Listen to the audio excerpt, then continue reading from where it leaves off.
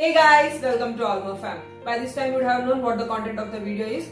Now today we are going to see what are the steps needed to go for UK. The main motto behind making this video is many people have asked me what is the process for studying in UK. Like my sister's friends and my colleagues, brothers and sisters. So I just want to make a video for everyone so that it would be easy for them to consolidate all the points and make sure that they haven't missed anything. And the first step in this is you have to write an IELTS exam. It's not like mandatory you have to write IELTS exam only. There is another option for you is PTE exam also. But just make sure the colleges which you are interested is accepting the PTE exam or not. It's just a proficiency test for English to know how much you are better in the language.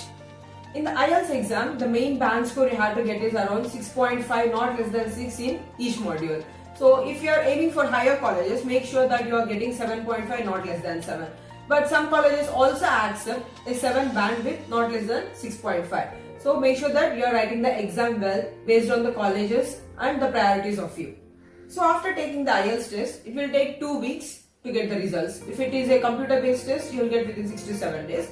So after getting the results, this is the next step, the second step. You have to select the colleges based on your score. So if it is 6.5, make sure that you are selecting the colleges which allows 6.5 band score people. Don't aim for higher colleges which has 7.5 band score minimum. So make sure that you are selecting the colleges properly. No need to go for 10 to 15 colleges. You can just select 5 colleges in which your branch is there. And also make sure that you are not just selecting the colleges based on their rank.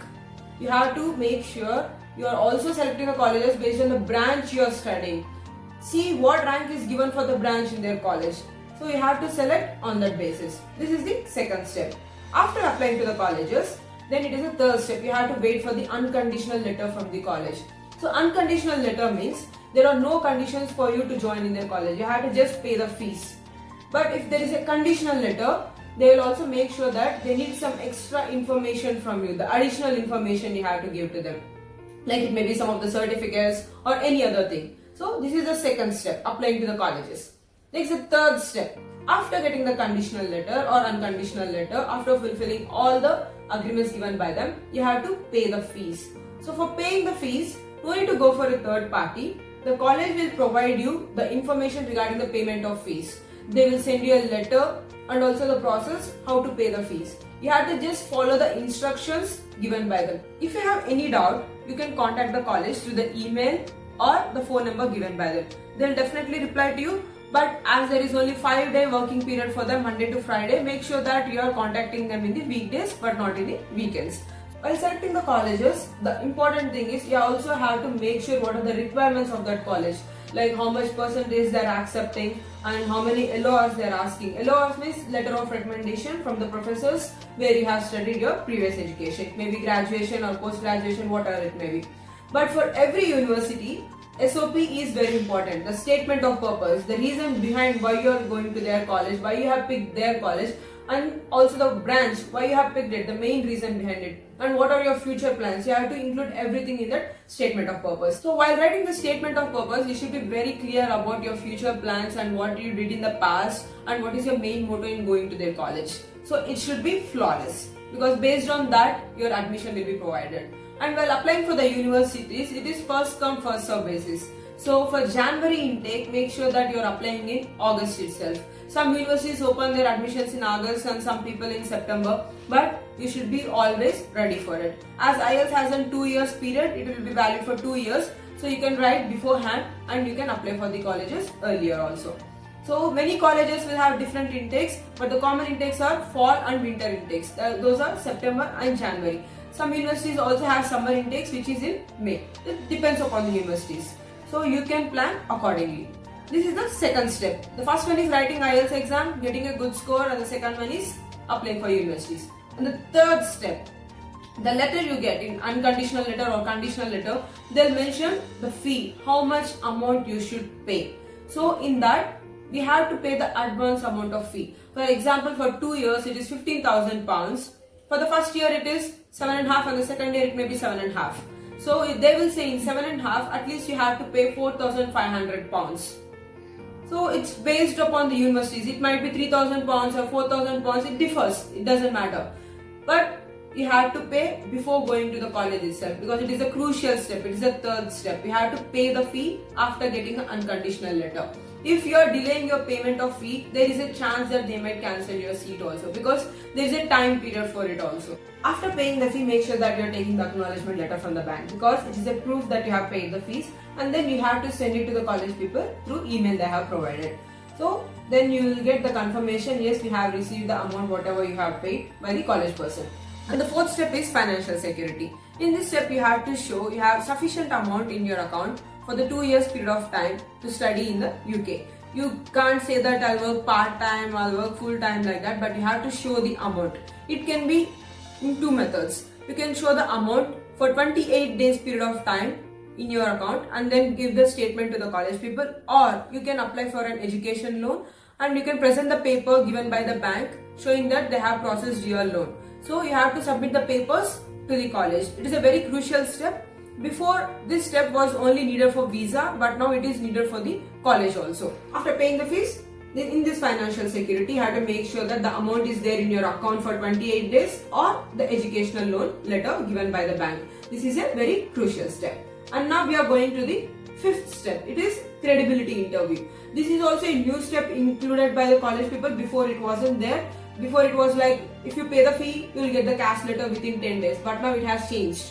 So in this credibility interview, they'll ask questions like, why are you coming to our college? Why did you select this branch?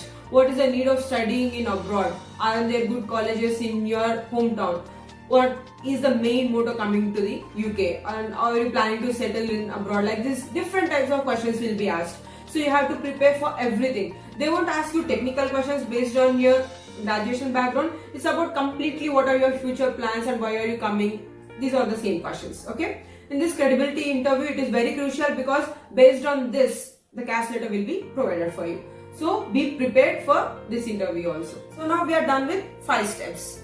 Writing IELTS exam, applying for universities, paying fees, financial security and credibility interview. And the next step is getting the cash letter. So after credibility interview is done, if they feel like you're fit for the university, they will send you the cash letter. It will be mostly in 7 days or 10 days period of time after the credibility interview. In that cash letter, they will mention clearly which university you are joining, which branch you are joining, and also how much fee you have paid.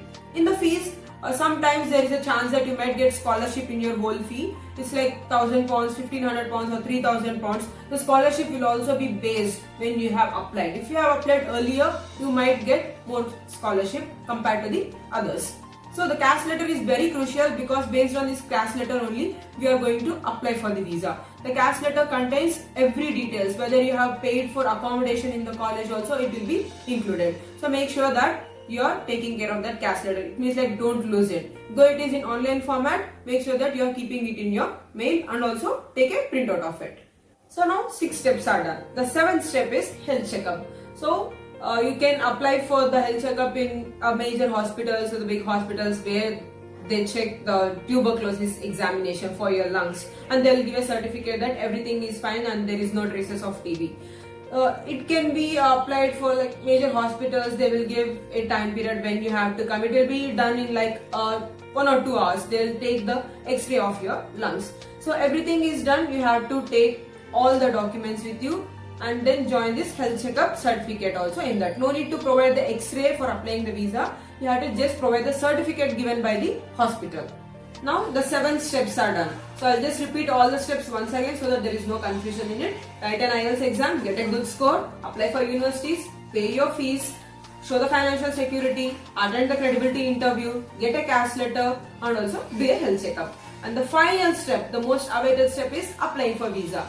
While applying for visa, see how much time you have before flying to UK.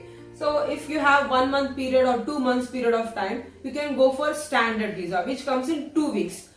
If you have less time, you can go for priority visa. It will come within 1 week. And the last one is super priority visa. It just comes in 2 days. Sometimes if you are lucky, you will get within 1 day also. The priority visa, it costs around 1,30,000, which also includes health insurance. The visa fees also includes the health insurance also. The health insurance was around 55,000 when I paid in 2019, but now it has changed. The visa fees and the health insurance fees have increased. And the super priority visa, it costs around 2 lakhs and for normal standard visa it is 85,000. Based on the time period you have between between getting caste letter and going to college, you can opt for the 3 different types of visas. When the documents you have submitted for the college and the same documents are needed for visa also.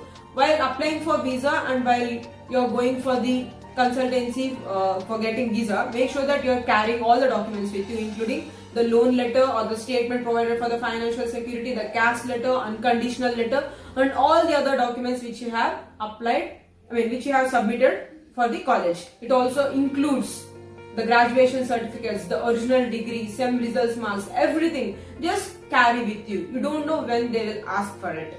So when you go for when I have applied for visa, I have gone to VFS Global in Chennai. They will provide the visas for UK and other countries. There they will take the biometrics of you and they will take a picture of you. And within 1 week, within no time, if all the documents are right, you will get the visa. If it's a priority visa, it is 1 week, as I have already mentioned. Super priority, it's like 1 or 2 days. And the normal standard visa, it is around 2 weeks. If you have more time and if you're not anxious like me, you can wait for 2 weeks to get your visa. So this is the process. You have like 8 steps in it, very simple steps. So don't just confuse. You can follow my video, whatever steps I have mentioned. And before applying the universities or taking coaching, select a best consultancy so that they won't misguide you. Consultancy selection is also very important. As far as I have selected Texas Review, which is a good consultancy. They have many branches over Tamil Nadu and Andhra Pradesh, and they are setting up new branches in Karnataka also. So select a good consultancy. Wherever you are, see which consultancy is better and ask your friends or other people who have good idea in it. And one more question many people have asked is, should we book flight tickets before applying for visa or after getting visa? So it's an educational visa, so there is no need that you have to show the flight tickets on beforehand. So you can book the tickets after applying for visa itself, like after getting your visa. But if you feel like the prices are getting high and you have less time, then you can get the tickets beforehand itself. It doesn't matter, but it's better to get the tickets after you receive your visa. So this is it guys, these are the simple 8 steps to go and study in UK. If you have any further doubts, you can contact us through Instagram and you can DM us there. I'll provide the link of our account in the description box. And if you don't have Insta, you can contact us through the comment section also. Okay guys, so this is for today. But not only this video, we have many more videos on different content in our channel. Please make sure that you check out those videos too. Stay tuned for all the new content to Almo Fam.